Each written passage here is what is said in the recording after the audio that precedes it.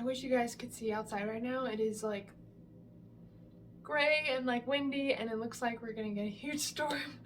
So that's exciting. I hope it actually happens, because it's Utah. You really never know, and usually when you want it to rain, it just doesn't. And if it does, it's for like maybe 30 seconds. So hopefully that's not the case.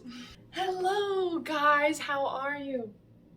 Me and Juno have lots of stuffed animals on the bed right now. I actually got him this one yesterday because he didn't feel very good. He had to go to the doctor, get his teeth done, his nails done, get updated on his shots. So I got him a new bunny because he's my bunny, and I'm just crazy about Juno. So anyways, ignore all of the stuffed animals everywhere. We also have more down here. It's just a party in here, okay? It's just a party, but I have to move some of them so I can talk to you guys. So I'm just chilling in here, and one of the things that I thought of that I think is really important for you guys to know, because this is like, okay, first of all, this is a huge thing within the lucid dream community and out-of-body like experience community, but also in like any area of life. So I'm gonna explain what I'm even talking about. It's being uncomfortable. Think about it. A lot of people in this like realm of work, they want to induce sleep paralysis, for example, and they're like, oh my gosh, I want to induce sleep paralysis. Like, I know what's on the other side of it. I know that I can use it to induce out-of-body experiences and lucid dreams, and I know that I meant to do it, but I'm so terrified. How do I get over the fear? Right? And I think this is just a lesson in like all of life, and it's something that I've really been working on as well. Not specifically with sleep paralysis, but in all areas of my life. It's like getting comfortable with being uncomfortable.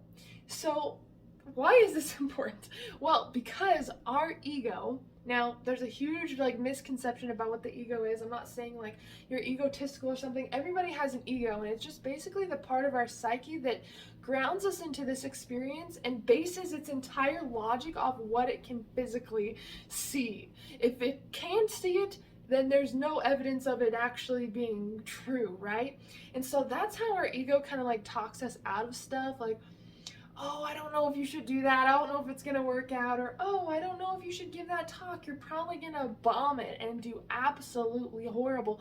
Oh, you don't know enough information, so you shouldn't be teaching this. You gotta read this book and this book and this book. It's like the ego is like a never-ending like cycle of keeping us where we are, even when there's like massive growth on the other side. So of course this goes like way beyond sleep paralysis, but I think that's a really good example, because if you've been a part of my channel for some time, you know that sleep paralysis is safe. Sorry, I'm trying to cycle out these stuffed animals. They all gotta feel appreciated, okay, but really, if you've been a part of this channel for a while, you know that sleep paralysis is completely safe, right? We go into it in every 90 minutes, because that's when we experience REM sleep, right? So we go into this state every 90 minutes, but for some reason our human like waking mind is so terrified of it, right? And because it's because we're stepping into the unknown. It's something that's unfamiliar. It's not something that we consciously experience every single day. And so it creates a lot of fear, right? It's a whole realm of something else that we're not used to experiencing.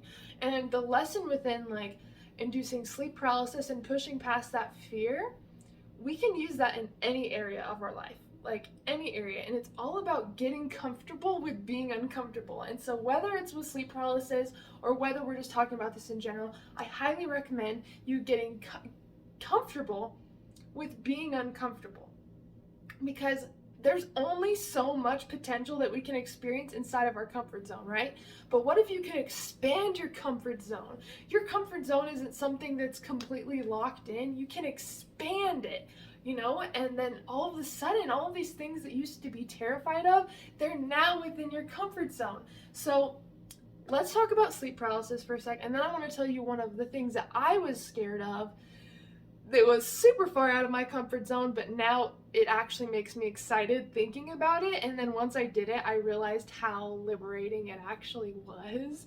So fear is just false evidence appearing real, and I talk about this all the time because fear is created by the ego. It's created by the like the 3D kind of really narrow pointed or narrow vision like part of our mind, right?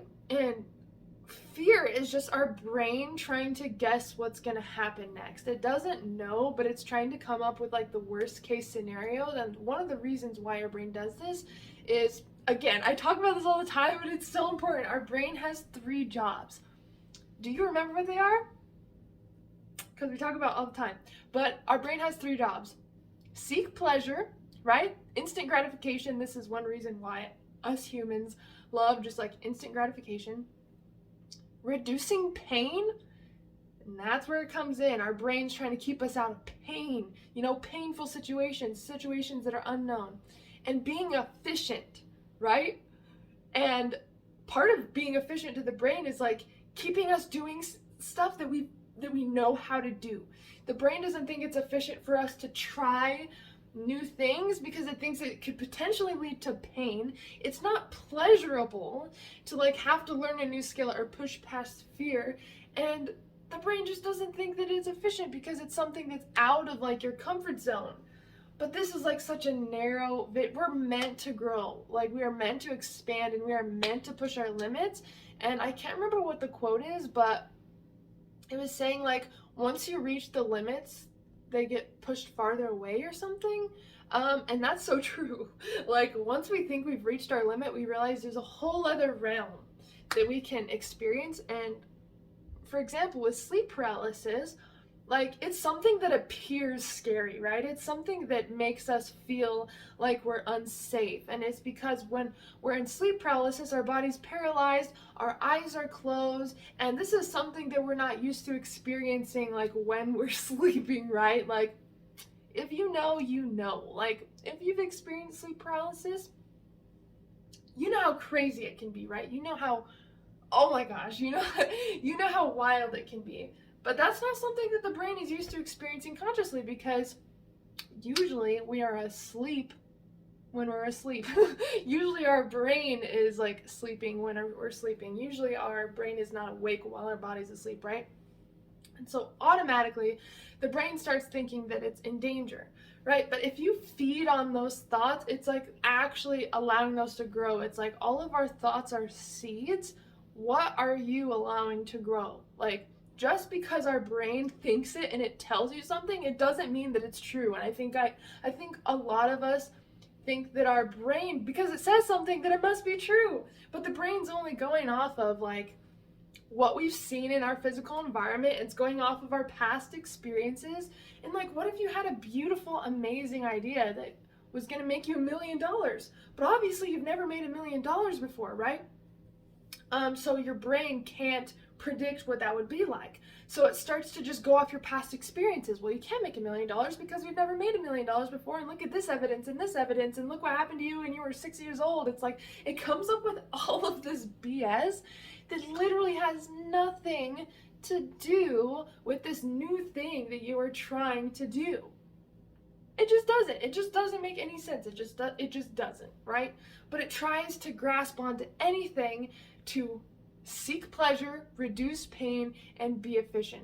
So remember that. Like when you have a thought loop going on, like when your brain keeps trying to come up with these things over and over and over, it's like, is my brain just trying to reduce potential pain, or like seek pleasure of just like staying in the same spot all the time and like saving energy? Because like being efficient, the brain's just trying to save energy too. It's like, oh, a new experience that will allow us to grow. It's so much easier to stay here. And this is one reason why it's hard to break habits, right? Because we listen to those thoughts and we think that whatever our brain is thinking or feeling, like that's us. Like, say that your brain's like, oh, we shouldn't work out today. We don't feel like it. Oh, your head's hurting a little bit, right? Oh, what about this or this? It starts to create these things, but we think that our thoughts are us. We identify with our thoughts, even though they're just thoughts that are going on this program. We are separate from those thoughts. So the point of this is to get comfortable with being uncomfortable, right? And of course, going back to sleep paralysis, you know that you're safe. If you've been on this channel, I've talked to you guys all about this. I have a whole playlist on like everything within sleep paralysis. If you haven't checked it out, I have a whole sleep paralysis playlist that I think would really, really help you if that's something you're dealing with. But now, one thing that I was working on that I was like so scared of, guys, like, because I never did it before, and it was flying on a plane by myself. But it wasn't the actual flying that scared me. It was the airport. I was always convinced I was gonna get lost, I would never know where I'm going, I would get confused, I'd lose my bag, like something would go wrong. It was mostly the fear of feeling like I would get confused and lost and miss my flight, or just I would screw something up. Like, that was really what it was about. And this was my biggest fear. Like, that was like my top thing. Like, it was driving and then like flying on a plane. That was like the ultimate, like, if I can learn how to do that, oh my gosh, because that was like my biggest thing. And eventually, when we start thinking about something that we do want to overcome that makes us uncomfortable, the universe kind of aligns it in a way that like kind of puts us in this situation to have the opportunity to overcome it, if that makes sense. So I've had this fear forever, and before I actually like put myself in this situation, the only time that I went on a plane was to Mexico. That was the first time I was ever on a plane, was going to Mexico, and we took 4 flights total to get there and back. So the first time I was ever on a plane, I flew like 4 times within that week. I stayed in Mexico for like a week, and I was with other people, right? So it was fine. I didn't have to be the one to like figure out where to go and to like do all this stuff, so it was fine, obviously. But I was so scared of like having to rely on me, like everything up to me, like that seemed scary. And I did want to overcome this fear, but I didn't think that I was ever going to be able to do it, which was actually hilarious thinking now. But this happened actually last year. I talk to you guys about this all the time. There was a certain like huge situation where one of my friends offered me to go to California with her to like visit her family, because she was going to be moving to Utah, and she was living in like Washington at the time, and so she offered to fly me out to Portland, Oregon, and pick me up, and then we'd go on this huge long road trip all the way through like California, super fun, and then through Vegas, and then back to Utah. So this like huge road trip. I think it was like over like 45 hours of driving or something, but it was so fun. Like, but when she offered that to me, my heart sank. Even though like Portland isn't like terribly far, it was me having to rely on myself. It was me stepping out of my safety was the thing, and that's what made me nervous. It was the false evidence appearing real, right? The fear, like the fear that I would get confused, the fear that I wouldn't know what I'm doing, the fear that I wouldn't be able to find where I'm going, like all of these like perceived fears, like. But once you push past it, you realize, oh, that had no substance to it. That literally wasn't even a fear. What the hell? But of course, I was put in a position where it's like, okay, I can either conquer this fear, or I can say no and stay in my bubble of what's known, right? And like not step out of that. So of course, I'm going to, at least me, I was like, you know what? I'm just gonna say yes, because this is like the universe creating like a call to action. Like, this is your time to step up. Your ideal self wants to travel. Your ideal self wants to do this. And that's the thing, guys, is thinking in your ideal self's mind. If you see this huge extravagant future where you're going, or you're doing like public speaking talks, or like you're flying all over the world, or whatever it is, you have to start not only thinking but acting like that person, right? Like, would that ideal self of mine say no to this opportunity because of a fear? No, like they'd push past it. You know, you really got to look at life through your ideal self's lens, and that will help you a lot. And that's what I had to do. I was like, would my ideal self that's like traveling all over, that's an artist, that's like public speaking all over the world and creating retreats and workshops everywhere, like I have this future for me. Like I see it so clearly, and there's so many like huge things that I want to do. Would my ideal self say no to flying by herself? No, she'd be like, hell yeah, let's go. Like, I'm pumped. And so that's what I did. I said yes. And you know what's so funny? I was working this up so hard. I was so nervous, especially when I got dropped off at the airport. Like, my heart was beating so fast. I was like, oh my God, here we go. This is it. Like, oh. And I thought it was going to be like super confusing.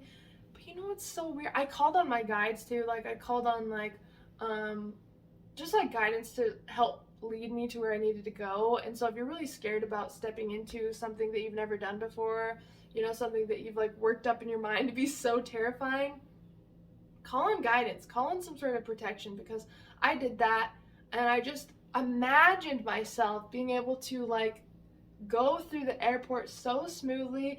And athletes do this before they have a game or whatever. They literally play it in their mind of everything going perfectly, of them hitting all the shots, like, and your brain can't tell the difference between something that you're imagining, something that's actually happening, and something that you're dreaming about. So mental rehearsal will actually help you nail that thing quicker or easier, right? And so I imagined myself just like effortlessly being able to go through the airport, get my bags checked, like find my terminal and all of this. And that's exactly what happened. I imagined it, I called in like that guidance, and then it was so easy and it was fun. It was like liberating. I was so scared of this thing that I like worked up to be like the most terrifying thing in the world. And then it was like so liberating and so easy. And I felt so proud of myself after, because that was something that like I was scared of for so long. So long. I'm not even lying. So long. And I was like, okay, wow, I was so scared of it for this long, and it was like the easiest thing ever. Now I'm like liberated, and something that once made me feel terrified is now going to be something I'm passionate about. See, and that's another thing, is like not allowing your fears to stop you from your passions, like to stop you from what you know that you're meant to do. And so this is all about getting comfortable with being uncomfortable. So I have like a little challenge for you, because this is what I did and it really, really helped me. Take a paper and write down your biggest fears of like what makes you the most uncomfortable.